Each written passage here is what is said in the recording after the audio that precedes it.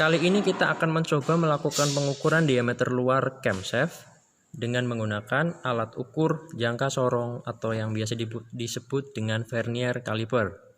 Ketika kita melakukan pengukuran diameter luar dengan menggunakan jangka sorong, bagian jangka sorong yang akan kita gunakan adalah rahang bawah jangka sorong. Langkah pertama adalah kita melakukan pengukuran dengan jangka sorong. Kita menempelkan rahang bawah jangka sorong kepada benda. Ketika kita sudah melakukannya, langkah selanjutnya adalah kita melakukan penguncian dengan skrup pengunci jangka sorong.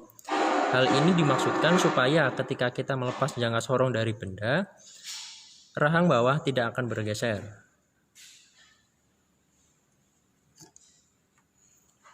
Nah, ini adalah hasil yang akan kita dapat ketika kita melakukan hasil pengukuran diameter luar camshaft. Untuk mencari hasil pengukuran jangka sorong ini, langkah pertama adalah kita harus menentukan hasil pengukuran dari skala utama. Nah, skala utama adalah seperti yang saya tunjukkan menggunakan pensil berikut, ya, dari 0 hingga kesekian milimeter. Jadi setiap strip pada skala utama ini bernilai 1 mm. Nah, langkah pertama ini adalah kita harus menentukan strip keberapakah yang berada persis di sebelah kiri strip ke-0 dari skala nonius, ya. Jadi ini dari strip ke-0 hingga strip ke-20 ini adalah skala nonius. Kenapa saya sebut ini adalah strip ke-20? Karena setiap stripnya itu bernilai 0,05 mm, ya. Ini strip ke-0, ini strip ke-1, strip ke-2, dan juga seterusnya sampai strip ke-20. Nah, di sini hasil pengukuran menggunakan skala utama. Strip skala utama yang berada persis di sebelah kiri strip angka 0 skala nonius adalah strip ke-42. Nah, strip 42 itu harus kita simpan terlebih dahulu. Selanjutnya, kita harus menentukan hasil pengukuran skala nonius pada jangka sorong ini, ya. Nah, trik untuk mencari hasil pengukurannya adalah kita harus mencari strip keberapakah dari strip skala nonius yang lurus dengan strip skala utama.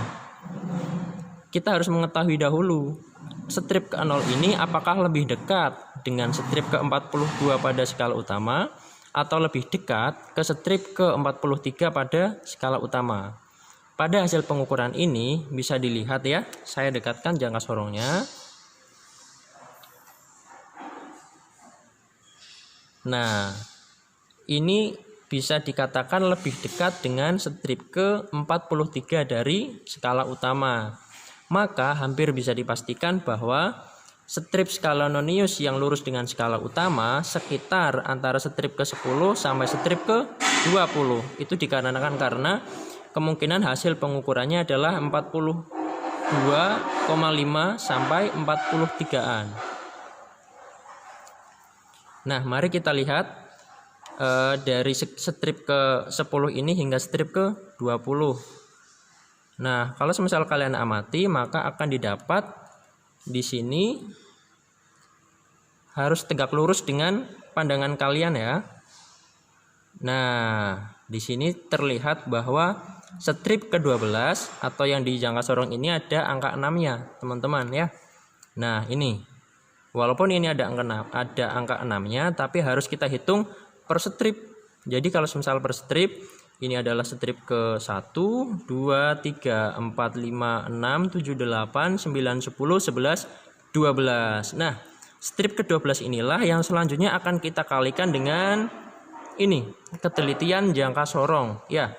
Jadi pada setiap alat ukur yang akan kita gunakan, termasuk ini adalah jangka sorong, hasil pengukuran pada skala nonius harus kita kalikan dengan ketelitian alat ukur. Jadi tadi kita temukan, ya, bahwa hasil pengukurannya adalah strip ke-12 kita kalikan dengan 0,05.